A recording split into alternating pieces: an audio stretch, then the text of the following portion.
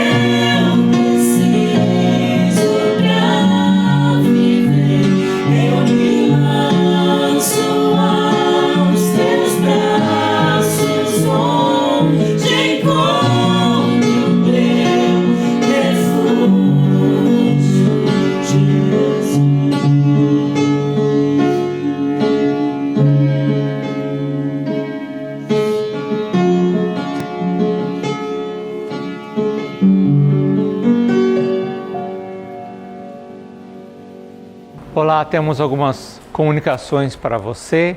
Primeiramente, queremos agradecer a todos que colaboraram conosco de alguma forma com a programação das crianças no drive-thru, onde pudemos ter um contato, nos reaproximar deles de alguma forma, e queremos também motivar você que aguarde as nossas próximas estratégias para que você também se reaproxime da igreja, não só servindo, mas também recebendo e participando da comunhão.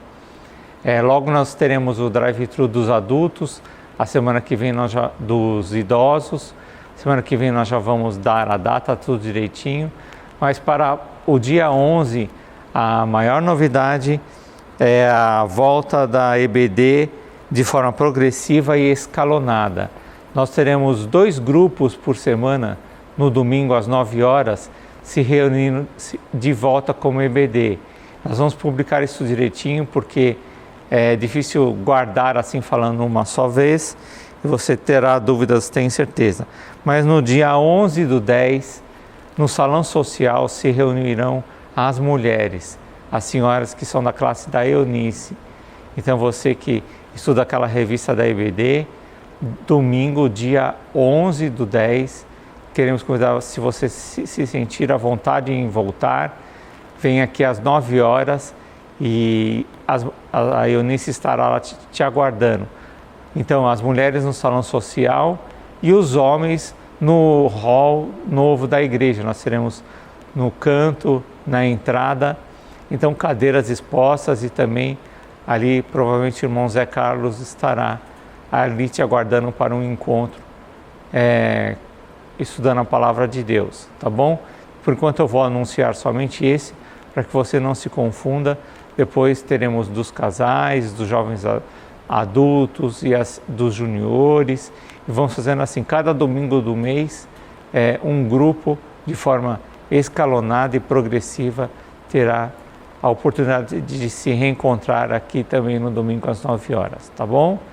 Também quero te motivar a continuar participando dos dízimos e das ofertas. O segundo domingo do mês, então no dia 11, nós temos o Fundo de Missões. E agora é muito importante que nós voltemos a contribuir para o Fundo de Missões também, porque o dinheiro que tínhamos como reserva para o Fundo de Missões já foi investido nos missionários. Nosso saldo está negativo e não podemos ficar com esse saldo negativo porque os missionários precisam dessa nossa participação como igreja. Então, separe aí a sua oferta no segundo domingo, anote no envelope Fundo de Missões e faça a sua dedicação também dessa forma, tá bom? Fundo de Missões atende exatamente agora os missionários, a Esther, que está na Índia, os 2 missionários da Cristolândia, o Evandro e o Rafael, e o Ronaldo e a Joana, que estão no sertão. Então esses missionários são ajudados, tem a participação da igreja no sustento deles através do Fundo de Missões. Então aguardamos a sua colaboração, assim também como o dízimo, que é a nossa devolução com gratidão e também de forma amorosa a Deus, generosa, daquilo que Ele mesmo tem derramado na nossa vida. Deus abençoe, faça isso agora, mande o seu comprovante para a secretaria da igreja, tá bom? Se você quiser fazer a sua transferência de casa ou aqui através do cartão, pode vir e fazer tanto no domingo como durante a semana. Deus te abençoe, até a próxima.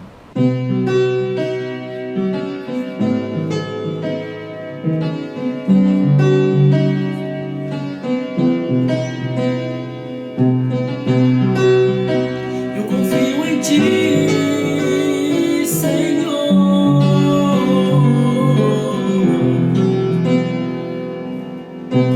Achei o amor que não me deixa só. Achei a alegria que é maior.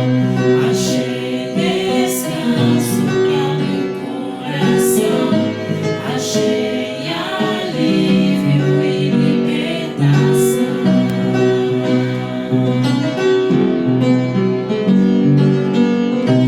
Escudo e proteção.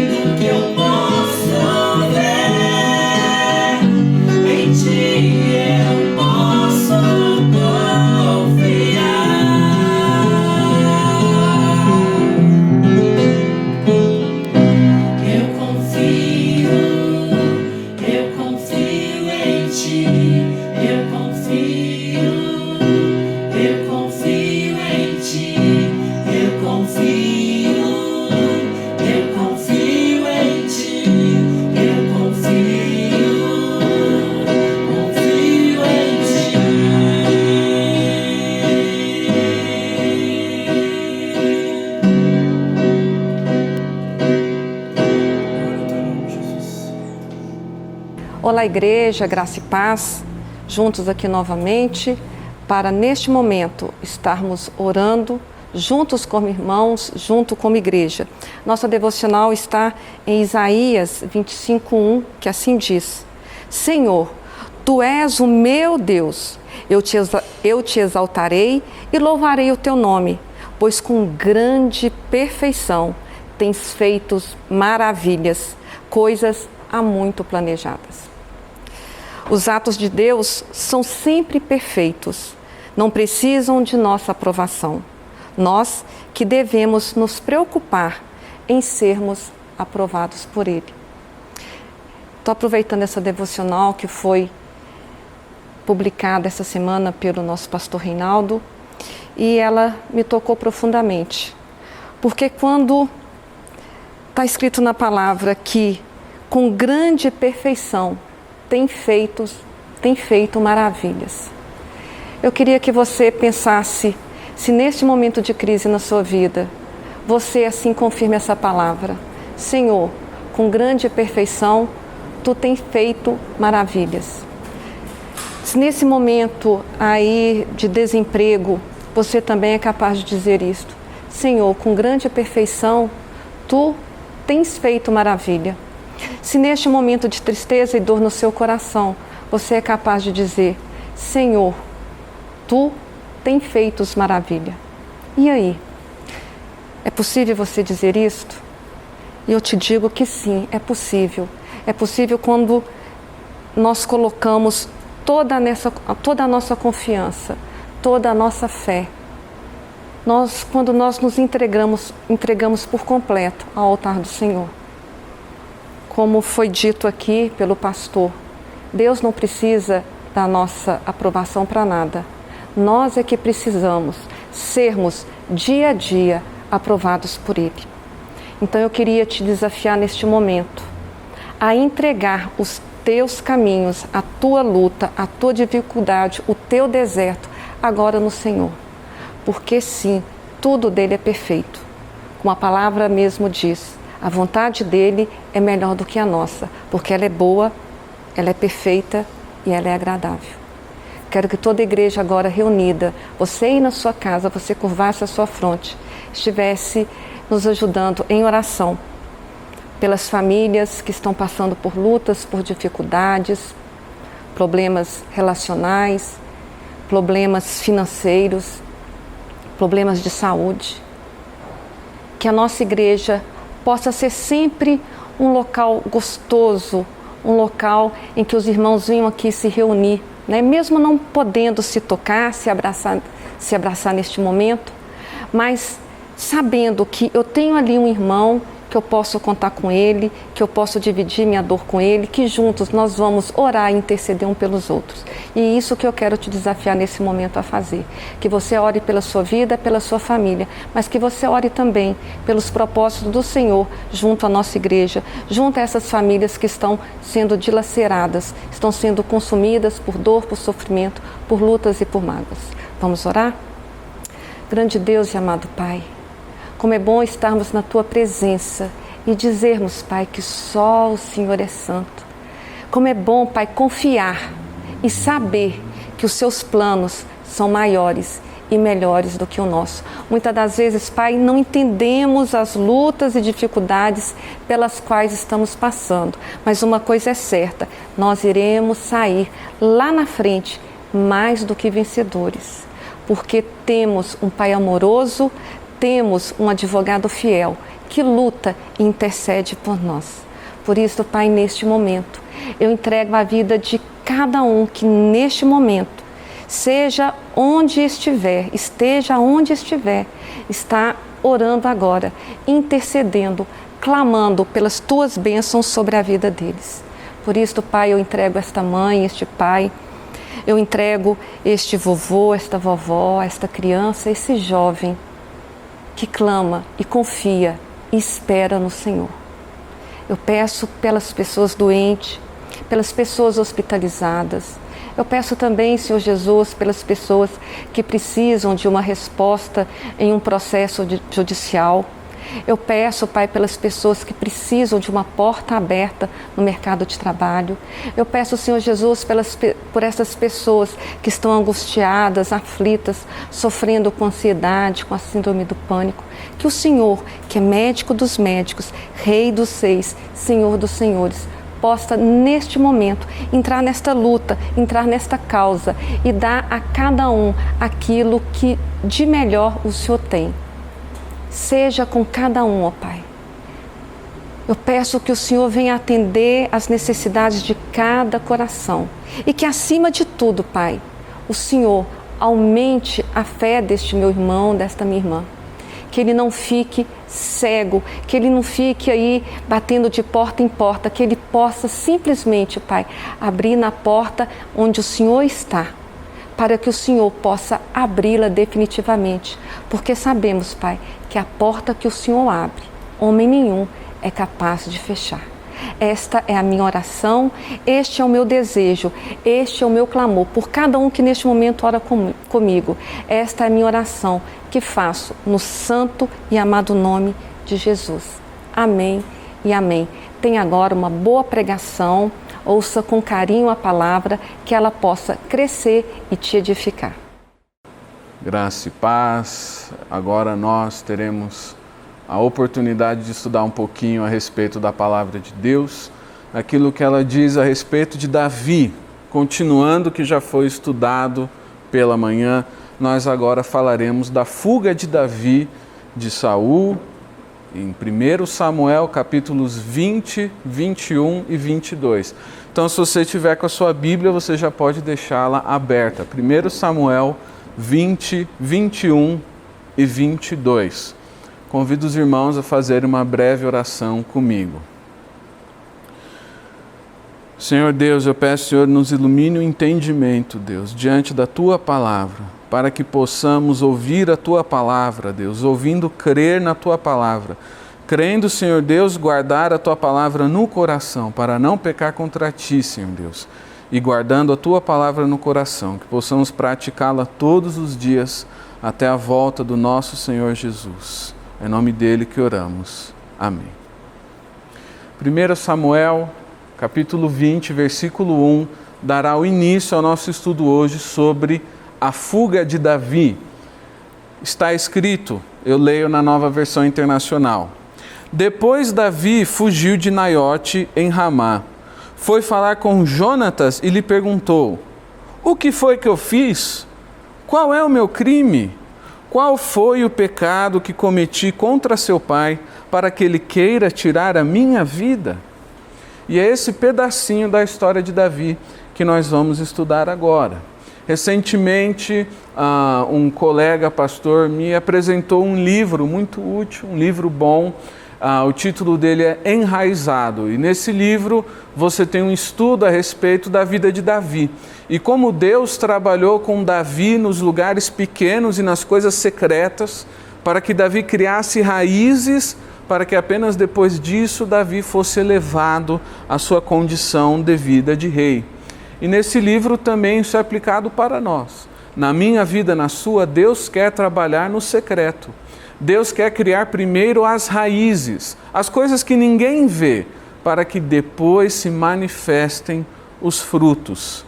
E a respeito de Davi, é importante salientar que ele tem algumas características em comum com outros líderes da Bíblia, com outras pessoas notáveis, principalmente do Antigo Testamento. Nós podemos olhar, por exemplo, de Moisés, por exemplo, de José, também no Novo Testamento, por exemplo, de Paulo. São pessoas que Deus escolhe para liderar o seu povo. Essas pessoas têm duas necessidades. A primeira necessidade é de mentoria e a segunda necessidade é de solidão. Nenhum líder na Bíblia deixou de passar por um tempo de solidão. Até mesmo Jesus passou por um tempo de solidão no deserto, porque Deus trabalha primeiro no secreto, Deus trabalha primeiro no íntimo. Davi teve como mentor, evidentemente, o profeta Samuel, teve sua solidão em muitos momentos, fugindo de Saul, como aqui vemos, e também pastoreando o rebanho do seu pai. Essa é uma lição importante, porque como nós sabemos, e fica muito notável lá no Salmo 51, Davi, ele é um homem submisso a Deus e submisso à autoridade dos homens de Deus. Por que que isso acontece, né? Davi, na condição de rei, se submete ao profeta Natã, quando o profeta Natã expõe o seu pecado.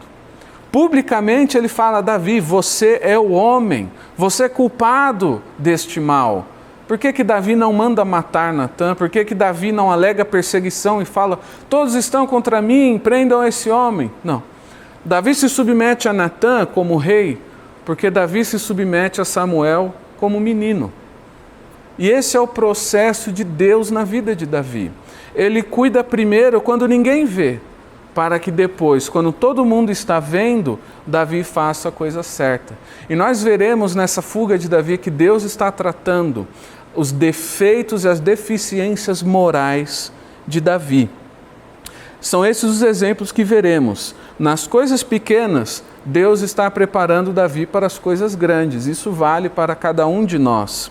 Nas coisas ruins, Deus prepara Davi para as coisas boas. Na ira de Davi, Deus está ensinando a mansidão. No medo de Davi, Deus está ensinando a confiança. Na vergonha de Davi, Deus está ensinando a dignidade e a honra. No livro que nós estamos utilizando para esta série, chamado 10 Homens da Bíblia, do autor Max Lucado, tem um trecho muito engraçadinho a respeito dessa fuga de Davi. Ele fala que depois da 6ª vez que Saul tenta matá-lo, Davi percebe que Saul não gosta dele. Imagina isso, uma pessoa tenta te matar 5 vezes e você não. Deve ter algum motivo, deve ter alguma razão, mas depois da 6ª vez Davi percebe, não dá mais. Ele questiona Jonatas: o que foi que eu fiz? Eu não fiz nada, qual é o meu crime? Qual é o pecado que eu cometi? E Davi percebe, não tem nada a ver com isso. Na verdade, Saul, a palavra de Deus diz, era atribulado por um espírito maligno. E esse espírito maligno era enviado da parte de Deus. Porque Davi estava no palácio, mas não era ainda a hora de Davi reinar. Davi já era rei, mas era necessário que ele aprendesse a ser rei fora do palácio. E sendo perseguido por Saul, Deus leva Davi para onde Deus quer, para que ele seja tratado. É assim que Deus faz conosco também. Ele nos trata na nossa vida antes que possamos ser usados para tratar dos outros. Outra história muito semelhante é a história de Jacó e Labão. Jacó serviu a Labão fielmente, entregou a Labão toda a sua juventude e um dia lá em Gênesis capítulo 31, versículo 2, Jacó olha para Labão e vê que o seu rosto já não era mais o mesmo. Mudou. Alguma coisa mudou. Jacó olhou e viu, Labão não gosta de mim. É hora de ir para outro lugar. É hora de nos separarmos. Por quê? Porque é plano de Deus. Porque Deus tinha coisas a tratar com Jacó que eram só com Jacó. Deus tinha coisas a tratar com Davi que eram só com Davi. E às vezes, Deus tem coisas para tratar com você que são só com você. Então Deus te coloca numa situação na qual você está sozinho, não desamparado de Deus, mas sim sozinho em relação às pessoas. Não tem ninguém ao seu redor para te distrair da voz de Deus. Muitas vezes a solidão é o tempo que Deus separou na sua vida para falar com você de maneira que você o ouça. Essa foi a história, inclusive, do primeiro pastor da nossa igreja. O pastor João Lucas, homem leto brasileiro, conta que um dia ele convidou um pastor para pregar, o pastor João Duduche. A igreja gostou muito. Gostou muito. Talvez gostou demais, porque um dia ele chegou e viu, ele menciona o texto de Gênesis 31:2, como Labão, o rosto já não era mais o mesmo. Então, ele vai continuar o seu ministério em outro lugar, ele constitui a Igreja Batista em Monte Verde. Essa história é contada por um dos seus patrícios, letos, um homem leto brasileiro de nome Raimundo. Tive a oportunidade de estar com ele lá em Monte Verde, ele conta essa história. O pastor João Lucas menciona, olha, Gênesis 31:2, o rosto já não era mais o mesmo. Por quê? Porque é Deus conduzindo a história, tanto de Jacó quanto de Labão, tanto de Davi quanto de Saul, tanto do pastor quanto da igreja. É Deus que está na condução da história.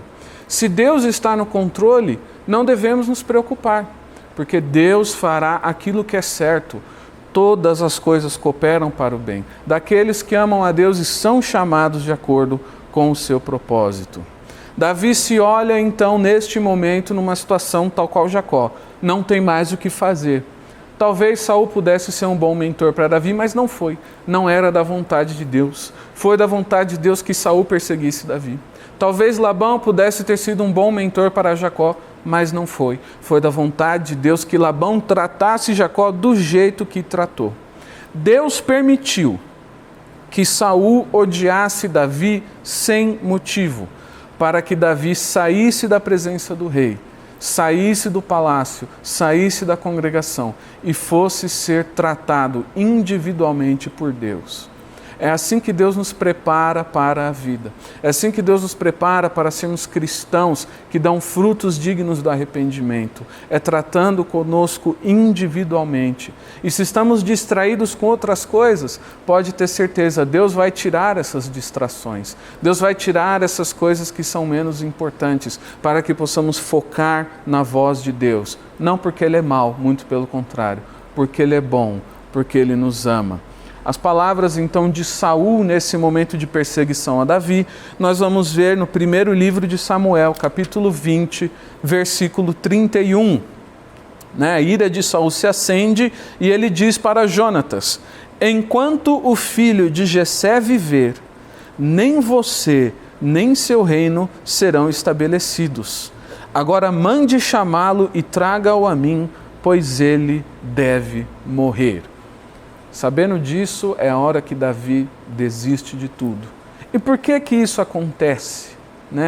E outra pergunta, quem Saul achava que ele era? Pois Davi tinha sido ungido pelo Senhor.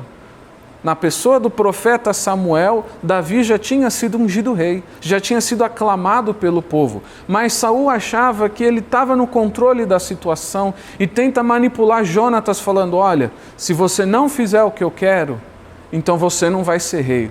Mas Jonatas nunca seria rei, porque este não era o plano de Deus. Só porque era rei, Saul se achou mais sábio do que o Senhor, se tornando assim louco. E por causa da loucura de Saul, começa a fuga de Davi. E na fuga de Davi, Deus fala com ele. São coisas que parecem que não tem Deus no meio, mas tem. Deus parece não estar ali, mas está, porque é Deus que conduz a história dos seus filhos. Se você é um filho de Deus, então saiba disso, é Deus que conduz a sua história. mesmo nas perseguições, mesmo quando acontecem situações de inimizade, situações difíceis de lidar, situações que não são boas, Deus está na condução de tudo, porque a sua história não é sua, é a história que Deus está escrevendo no mundo através da sua vida. Davi foge, o primeiro lugar que ele vai é para Nob. E isso nós vemos virando a página 1 Samuel, capítulo 21, versículos 2 e 3. Ele vai ter com o sacerdote, né? O primeiro refúgio dele, por assim dizer, é a igreja. Respondeu Davi para o sacerdote, 1 Samuel 21, 2 e 3. O rei me encarregou de uma certa missão e me disse: ninguém deve saber coisa alguma sobre sua missão e sobre as suas instruções. E eu ordenei aos meus soldados que se encontrassem comigo num certo lugar. Agora então, o que você pode oferecer-me? Dê-me 5 pães ou algo que tiver. E o que Davi está fazendo aqui neste texto? Mentindo. O rei não tinha mandado nada, ele estava fugindo, ele estava com medo. Poxa, João, mas é verdade? Davi mentia. Muitos homens de Deus mentem, na verdade. Davi, Isaac, antes deles Arão, muitos homens usados por Deus são mentirosos. Isso é registrado na Bíblia. Olha aqui, Arão mentiu. Falou que o bezerro de ouro se fez sozinho, imagina um negócio desse. Isaac mentiu, falou que Rebeca era irmã dele. Davi mentiu, falou que estava numa missão da parte do rei. Por que isso acontece? Porque Deus quer tratar os problemas morais de Davi. Davi é mentiroso, mas ele foi escolhido por Deus. Então, antes que ele viva tudo aquilo que Deus tem para ele, é necessário lidar e tratar com a mentira. Deus queria mostrar claramente para Davi o quanto ele não estava pronto para ser rei, pois importa que o rei tenha um compromisso com a verdade. Davi já tinha sido ungido muitos anos antes, é verdade. Davi já era rei. Antes de nascer, Davi já tinha sido escolhido por Deus para este trabalho. Mas Davi, que já era rei, ainda precisava aprender a ser rei. Essa é uma lição importante para todos nós, para mim, para você, para nós. Aquilo que nós já somos, temos que aprender a ser, pois nós já somos filhos de Deus. De acordo com a palavra de Deus, nós já somos salvos. Nós já somos santos, nós já somos cheios do Espírito Santo de Deus, cheios de amor, de paz, de graça, de todos os frutos do Espírito, mas precisamos aprender a ser, pois Deus já nos escolheu. Ele que opera tanto querer quanto realizar de toda essa obra. Precisamos aprender a ser todas essas coisas. Davi estava nesse processo. E o processo dele não foi fácil, porque primeiro Deus precisou expor a mentira de Davi, para depois tratar a mentira de Davi. E mais adiante, Deus vai expor mais falhas morais da parte de Davi. Isso é 1 Samuel 21, de 10 a 13, continuando no mesmo texto. Naquele dia, Davi fugiu de Saul e foi procurar Aquis, rei de Gate, a cidade de Golias. Todavia, os conselheiros de Aquis lhe disseram: não é este Davi, o rei da terra de Israel? Não é aquele acerca de quem cantavam em suas danças: Saul matou milhares, Davi dezenas de milhares? Davi levou a sério aquelas palavras e ficou com muito medo de Aquis, rei de Gate. Por isso, na presença deles, fingiu que estava louco. Enquanto esteve com eles, agiu como um louco, riscando as portas da cidade e deixando escorrer saliva pela barba. Olha só que imagem do rei Davi, das pessoas mais dignas da história da humanidade. Naquele momento, não estava sendo muito digno, estava passando por uma situação vergonhosa. Em primeiro lugar, porque Davi foi pedir socorro para os inimigos de Israel. Davi, que matou Golias, foi pedir socorro para os inimigos de Israel. Por quê? Por que ele fez uma loucura dessa? Porque ele estava com medo. Deus provou para Davi, conduzindo-o por estes lugares, que Davi não confiava em Deus. Mas João, Davi, lá em 1 Samuel 17, versículo 17, fala: o Senhor que me livrou das garras do leão e das garras do urso, me livrará das mãos desse filisteu. Davi era um homem de fé, ele sabia quem era Deus, ele confiava. É verdade, ele confiava quando ele tinha vontade. Confiava às vezes. Confiou em relação a Golias quando ele estava na frente de todo mundo, para ser o campeão do exército. Mas na frente de Aquis, ele não confiou, porque ele estava sozinho. E na solidão, a verdade sobre Davi foi revelada. Ele era covarde, ele era mentiroso, ele estava disposto a pedir socorro para os inimigos de Deus. É este o rei Davi, de quem Jesus é chamado ser filho. É este o rei Davi. Mas esse não é o rei Davi pronto. Este é o rei Davi cru. Ele ainda estava sendo preparado e temperado por Deus. Ele não estava pronto, Deus estava aprontando Davi. Tantas situações na nossa vida em que nós olhamos para o nosso interior e vemos coisas erradas, saiba, é uma oportunidade que Deus te dá de arrependimento. Quando Deus te expõe os seus erros, não é porque Ele te odeia, muito pelo contrário, é porque Ele te ama. Ele quer expor o seu erro para tratar o seu erro. Ele quer expor o seu coração para transformar o seu coração e moldá-lo de acordo com a vontade dEle. Pois a vontade de Deus é boa, perfeita e agradável. É assim que nós sabemos se confiamos em Deus. É assim que nós sabemos se estamos seguindo realmente ao Senhor. Nessas horas, quando não tem ninguém olhando, de que maneira reagimos às dificuldades da vida. O próximo texto e o próximo pequeno capítulo dessa fuga de Davi está um pouquinho mais adiante. 1 Samuel 22, versículos 1 e 2. Davi fugiu da cidade de Gate. Ele foge e foge e foge. Só isso que ele faz. E foi para a caverna de Adulão. Quando seus irmãos e a família do seu pai souberam disso, foram até lá para encontrá-lo. Também juntaram-se a ele todos os que estavam em dificuldades, os endividados e os descontentes, e ele se tornou o líder deles. Havia cerca de 400 homens com Davi. E é assim que começa a liderança do rei Davi.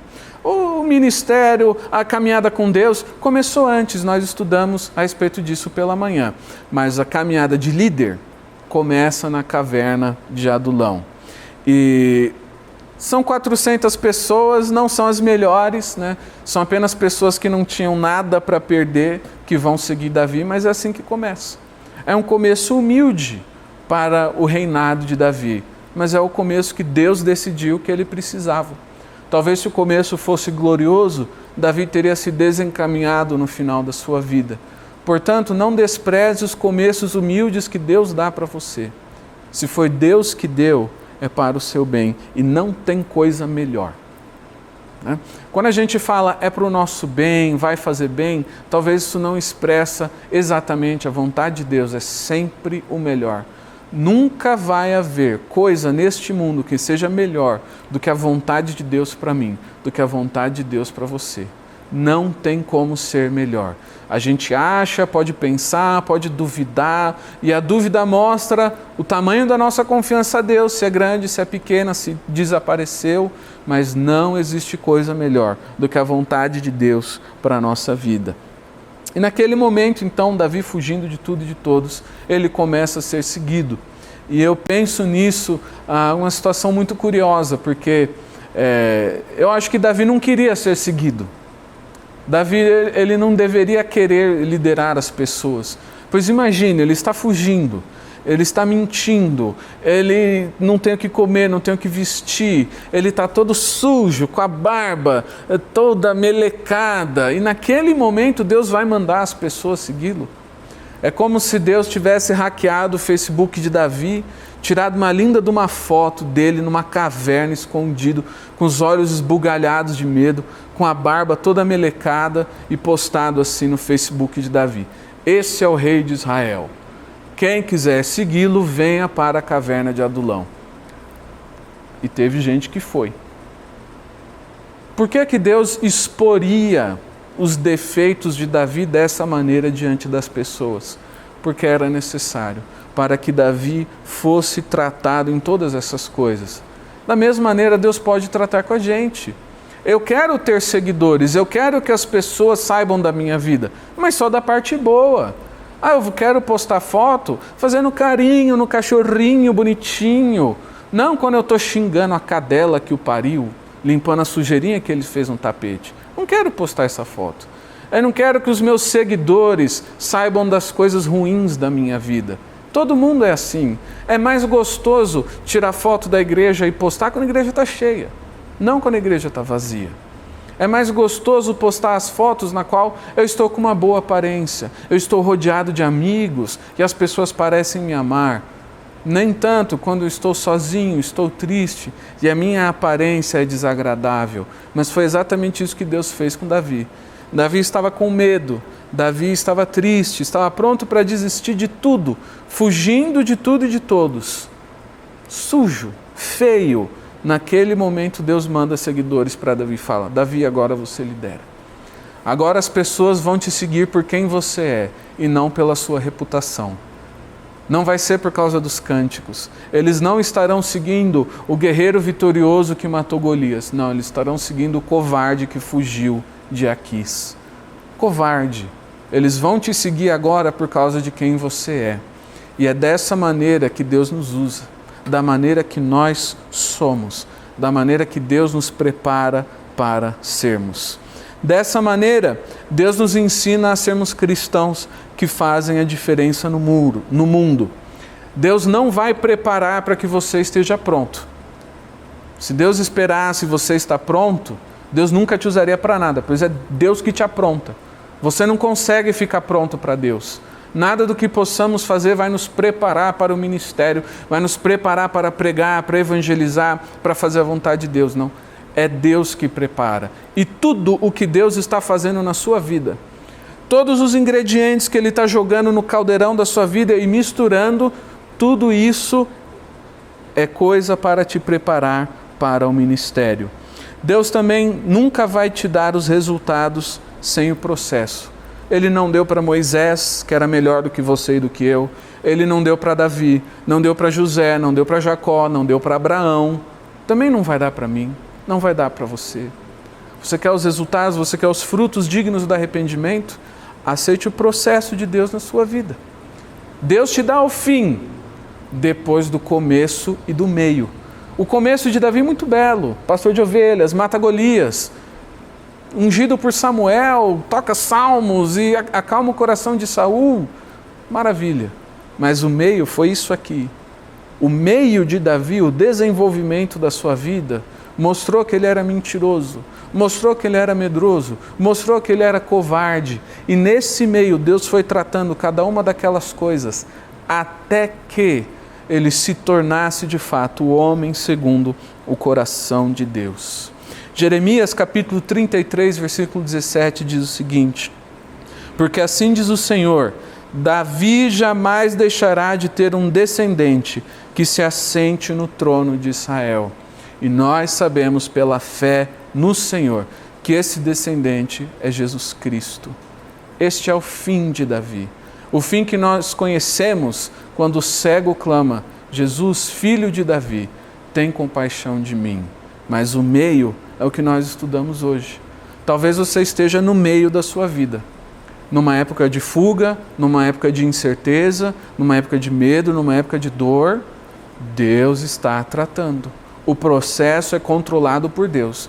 O inimigo nunca toma controle da sua vida. Ele não pode. Se você é um filho de Deus, é o Pai que sempre está no controle.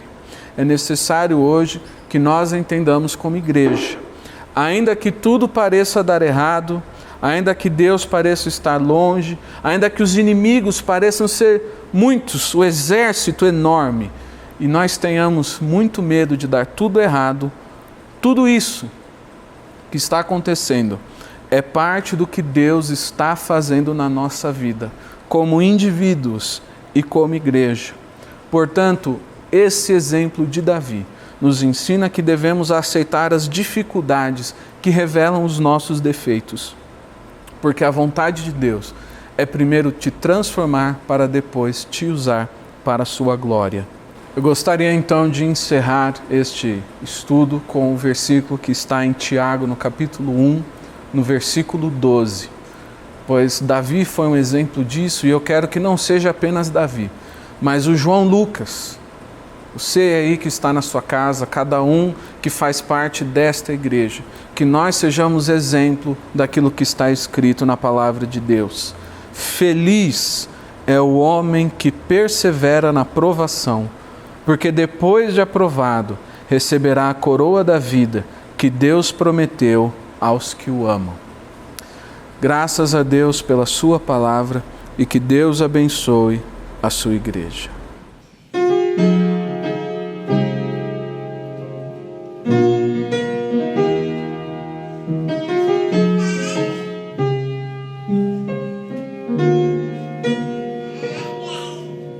Se o sol se pôr e a noite chegar, tu és quem me guia.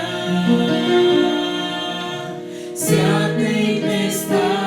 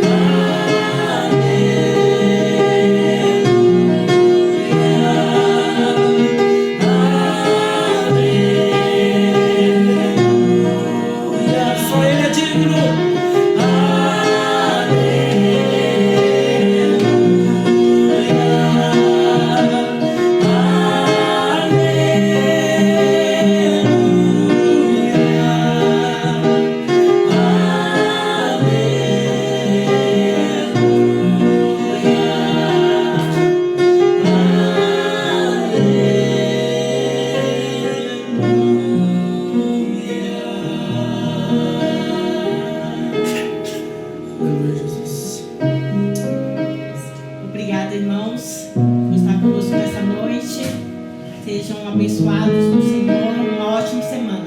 Deus abençoe. Deus abençoe. Deus abençoe.